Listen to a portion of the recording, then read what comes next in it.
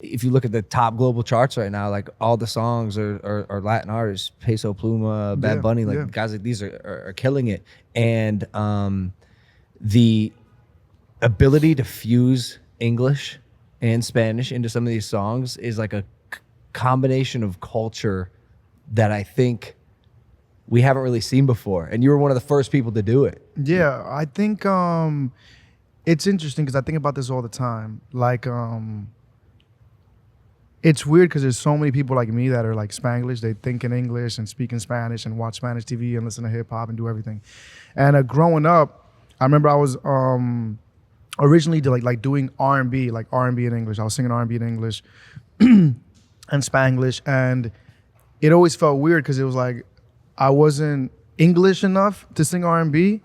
And then sometimes I feel like I'm not Spanish enough to sing Spanish. Like sometimes I go to Latin America and they'll be like, oh, you're a gringo or whatever. And I'm like, They call you a gringo? yeah, they be calling me. What would that make What would us? they call me? Translucent. So like sometimes they're like, oh, and no one. It's weird because sometimes they'll talk to me like they're talking to me in English, and I'm like, like you could talk to me in Spanish. And like, oh, I don't know, like.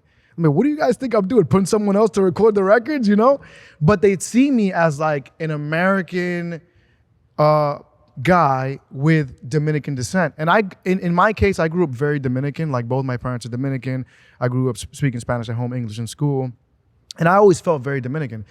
So back to on subject, that was always kind of like the thing, like Back and forth. Yeah, like I always just felt like even in Latin music, sometimes certain countries don't see me as full Latin or full Hispanic. And I think that's an interesting thing because there's so many people that I feel are like me. And that's what it was always the vibe with me. Like the vibe with me was always like, like I like to tweet in English. Like people be writing to me like, oh, but write in Spanish. And I'm like, all right, but the thought was in English, you know what I'm saying?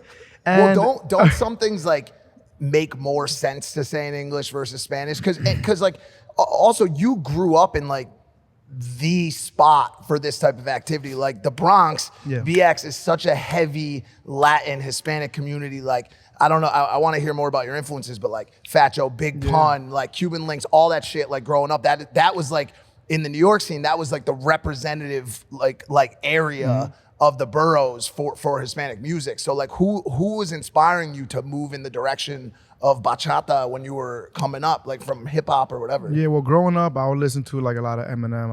I was a big Usher fan. Like I know every Usher record. I'm gonna go to Vegas. Shout out to Usher. I'm gonna go to Vegas and check out the Usher residency. Then I had, then I was listening to Juan Luis Guerra, who's like he was like the guy that made bachata a little more pop global. There's Anthony Santos, who is very kind of like street urban bachata. Then there was Aventura, who also came in and did it. They were from New York as well, and they did it like a New York flavor. So when I was growing up, I was listening to Aventura, salsa, Mark Anthony, stuff like that. And I was singing R&B in English, and I was in a studio. It was like a studio with 2 rooms.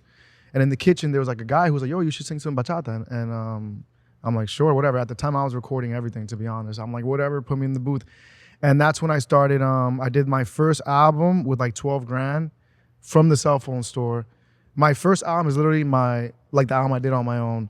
And then You did it inside the cell phone store? I did it inside the cell phone store. Wait. No, but I'm saying like I did it with the money of the cell phone store. So I funded that whole project by myself.